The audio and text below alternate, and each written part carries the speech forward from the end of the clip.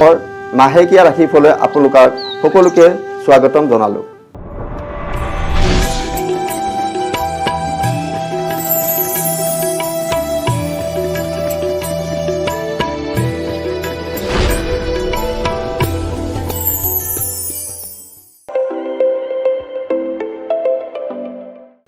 এইবাৰ আহিলোঁ মই বৃষ ৰাশিৰ সকলৰ যাৰ আছে তেওঁলোকৰ মাজলৈ। 1 জুন 11 জেঠ ৰাতিৰ ঘণ্টা 1:50 ভিতৰত বৃহস্পতি গুৰু কৰ্কট ৰাশিলৈ সঞ্চাৰ হ'ব, যাৰ বাবে বৃষ ৰাশিৰ জাতক জাতিকাসকলৰ শুভ লক্ষণ পৰিলক্ষিত হৈছে।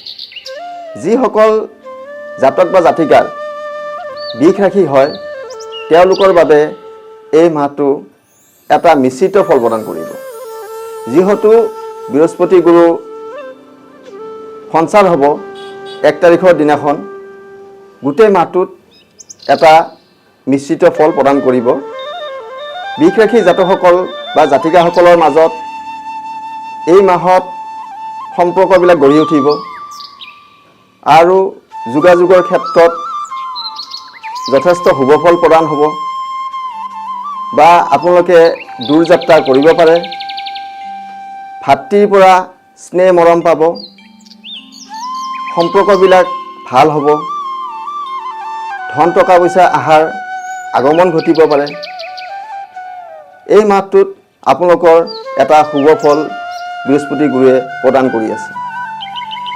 এই মাহত 30 জেঠ দেওবাৰ 14 জুন দিনৰ সময় 12:20 পৰা পিছৰ দিনাখন 8:24 সময়লৈ গ্ৰহৰাজ শনিদেৱৰ জন্ম জয়ন্তী আছে।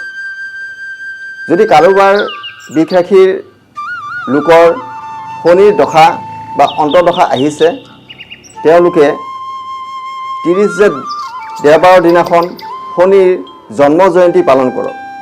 তেনে কৰিলে আপোনালোকৰ শনিৰ যি অশুভ দোষ, সেই অশুভ দোষসমূহ খণ্ডন হ'ব আৰু আপোনালোকৰ শান্তি হ'ব। কাৰণ শনি যথেষ্ট কষ্ট দিয়ে, মানুহক পীড়া কৰে, দুখ কষ্ট দিয়ে, অশান্তি দিয়ে, বিষৰ বেমাৰ দিয়ে, ধন টকা পইচা হানি কৰে, দুখীয়া দৰিদ্ৰ কৰে। তেনে ক্ষেত্ৰত যদি শনিৰ জন্ম জয়ন্তী পালন কৰিলে আপোনালোকৰ যি দশা বা অন্তৰ্দশা চলি আছে সেই শুভ ফল প্ৰদান হ'ব। আৰু 7 আহাৰ সোমবাৰৰ দিনাখন 22 জুন অম্বুবাচী প্ৰবৃত্তি আছে দিনৰ 12:10 আৰু 10 আহাৰ বৃহস্পতিবাৰ 25 জুনৰ দিনাখন অম্বুবাচী নিবৃত্তি আছে ৰাতিৰ ঘণ্টা 12:02। অম্বুবাচী প্ৰবৃত্তিৰ পৰা নিবৃত্তিলৈ হাল যাত্ৰা, গুটি সিঁচা, গছ ৰোৱা, বেদ বেদাংগ অধ্যয়ন ইত্যাদি নিষেধ। বিধৱা মহিলাই প্ৰাকদ্ৰব্য ভোজন নকৰিব।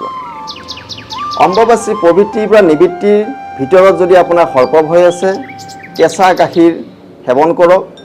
আপোনাৰ সৰ্পৰ যিটো দুখ আছে বা ভয় আছে সেইবোৰ নাশ হ'ব। আৰু 14 আহাৰ সোমবাৰৰ দিনাখন এটা পূৰ্ণিমা আছে, তো পূৰ্ণিমাৰ নিশি পালন কৰিব পাৰে। ধন্যবাদ।